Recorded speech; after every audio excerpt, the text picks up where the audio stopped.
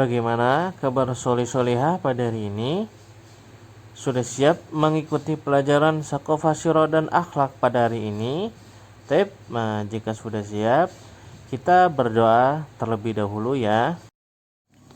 Allahumma anfa'na bima 'allamtana wa 'allimna ma yanfa'una wa zidna ilman nafi'a. Rabbi zidna ilma warzuqna fahma birahmatika ya arhamar rahimin. Alhamdulillah, semoga kita semua pada hari ini dimudahkan dalam belajarnya oleh Allah Subhanahu wa taala.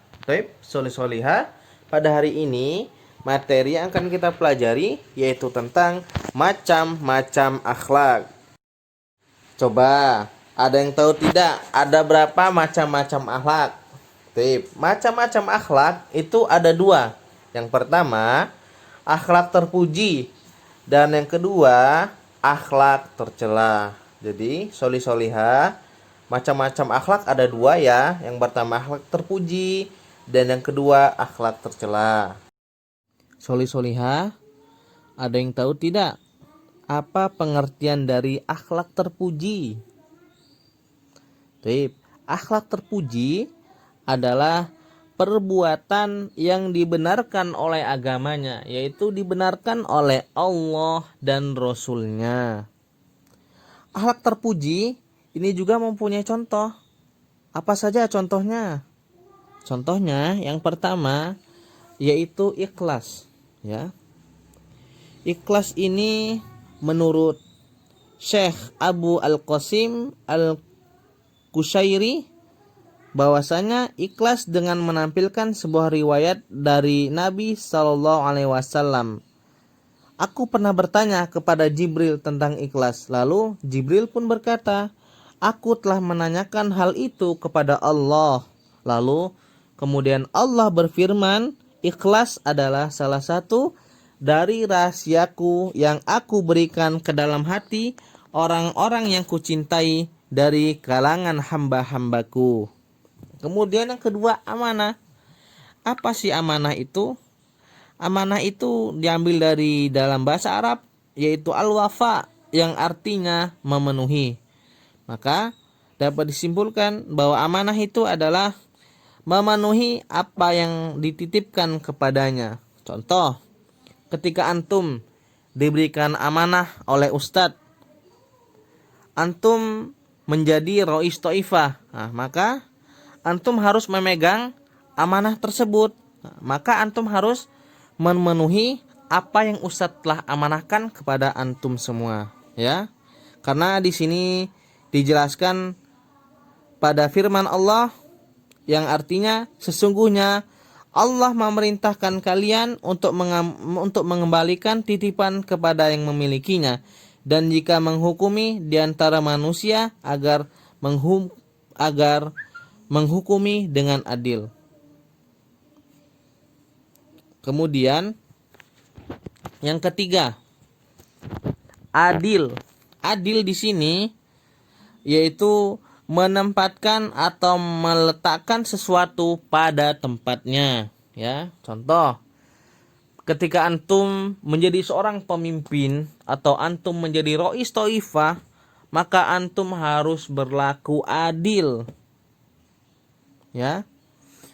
Antum sebagai pemimpin, maka antum harus berbuat adil kepada kawan-kawan antum. Ketika ada yang salah, maka antum tegur. Jangan ketika ada orang salah, teman antum salah, antum tidak menegurnya, maka antum termasuk seorang pemimpin yang tidak adil. Nah, ketika antum menjadi pemimpin, maka bersikaplah adil kepada teman-teman antum. Yang salah ditegur dan diberikan nasihat, ya, seperti itu.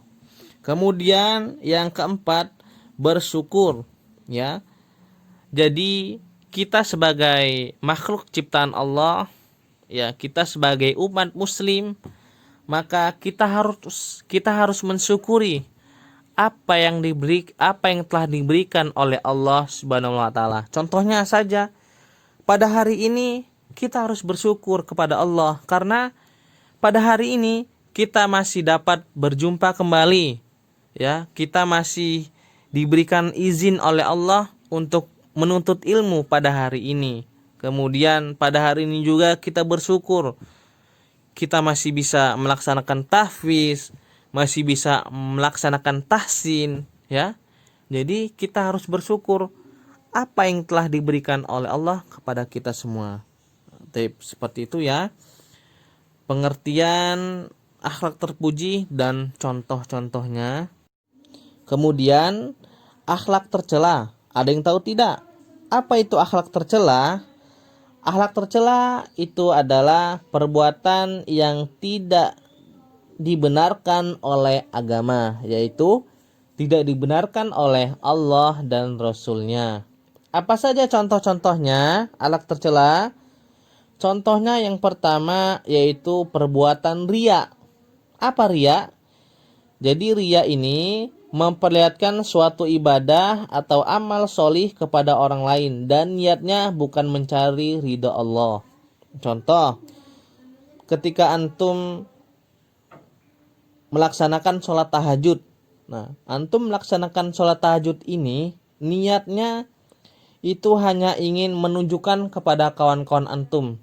Dan antum niatnya bukan karena Allah, tapi niat antum sholat tahajud yaitu antum ingin menunjukkan bahwasanya antum telah melaksanakan sholat tahajud. Nah, ini termasuk riya. Dan riya ini merupakan perilaku yang tercela ya.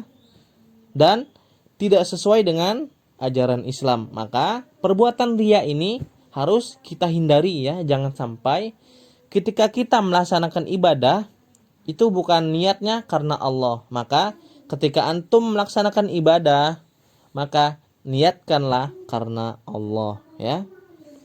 Kemudian yang kedua yaitu takabur. Takabur ini artinya ialah sombong. Nah, jadi kita sebagai umat muslim jangan sekali-sekali memiliki sifat sombong.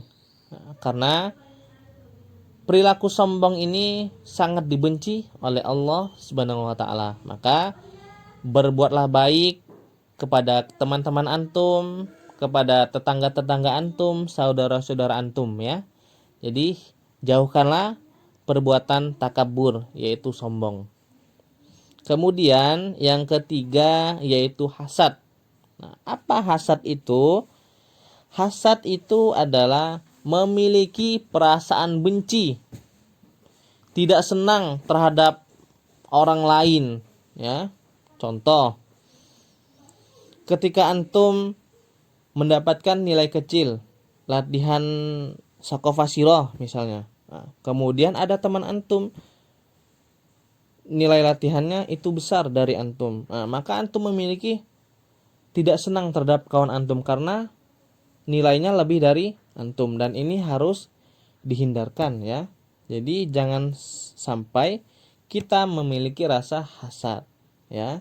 Ketika ada yang lebih dari kawan kita, maka itu jadikan motivasi kita ya. Contohnya tadi ketika ada kawan kita yang mendapatkan nilai besar dari kita, maka itu jadikan motivasi buat kita untuk lebih giat lagi belajar. Jangan sampai ketika antum mendapatkan kecil dari teman antum, maka antum memiliki rasa hasad. Nah, perbuatan hasad ini adalah perbuatan yang dosa. Nah, maka harus kita jauhkan ya dalam memiliki sifat hasad tersebut.